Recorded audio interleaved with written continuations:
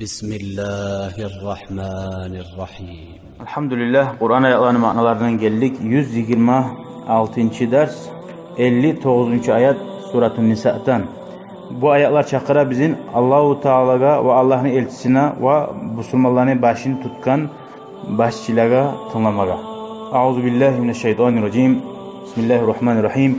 Ya eyyühellezine amenu ati'ullaha ve ati'ur rasule ve ulil emri minkum. Hey iman salgan müminler, siz Allah'a tınlayız. Allah'a boynunuzu berip Allah'ın buyruklarını yürütüğüz ve Allah'ın elçisine de boynunuzu berigiz. Aytkan zatlarını yürütüğüz ve ulil emri minkum, dağda sizden her işini başın tutkallaga. Ay başçılar bulaçı, glava bula, mufti bula. Şöyle. Kaçan olaga tınlama tarık, eğer onlar buyursa, başçılar buyursa, mufti bolsun, glava bolsun, Allahu Teala da peygamberda çakıran zakka çakırsa, hey cemaat ahullar, şöyle tigizde glava çakıra mesela. Tınlamak borç, tazalığı tigiz değil. Tazalık dini bizde aytkan, bu da ayta. Tuğun.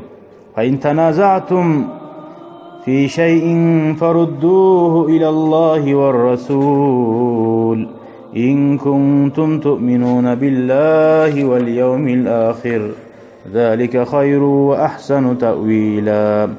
Eğer siz aragizda bir onu anlamayı hiç şöyle bir zatlar bolsa, siz şunu uruşturunuz, Allah'ın kitabına karayız. Allah'ın kitabına ne ayta? Siz ekkiğizde koyup, ozunuz minenyalarınızı, hakkıllarınızı şu kitapta kitabın kuydu ettiğiniz. Allah'ın Kur'an'ına sizge cevap tapmasanız, peygamberge kaytınız değil. Peygamber savvahtısına bari peygamberge sorayız.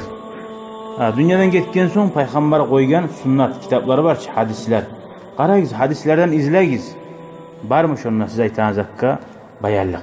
Toyuz, pasvoyumça çeyikte bulabilir adamlar. Ama fazla konu biraz yani eteğikte ilgileri bula. Böyle yaramayı. Biz etme taraf biz Allah'da peygamberde buyuran kuyda. Nayta turaç. İn kuntum tu'minuna billah. Siz eğer Allahu Teala'ya inanamsagız, Allahu Teala'nın zakonuna göre ettigiz. Ve kıyamet gününe inanamsagız, kıyamet gün Allah'ın adına baracak bize korkamsagız. Zalika hayrun. Şu sizge yaxşıdır erişi birbiriniz bulan ve öz başınıza bir zatlar etmekten. Ve ahsanu ta'vila ve ahirda qaytıgan yerinizde de sizge yaxşıdır diye ahiretinizde yaxşı bulur tabular şöyle etken eşeniyagız. La ta'ata li mahluqin fi ma'siyatil haliqi. Hadiste aytilganga göre şu başçılar, bu sürmaların kadileri olsun, muftileri olsun, şehrin glavası olsun, başkaları yok. Allahu Teala razı olan zatla buyursa, Allahu Teala Peygamber aleyhissalatu vesselam açılanlardan razı uzakla buyursa, olaga tınlamak yok ve yaramada yaramay. Şunda arvağıma tarık.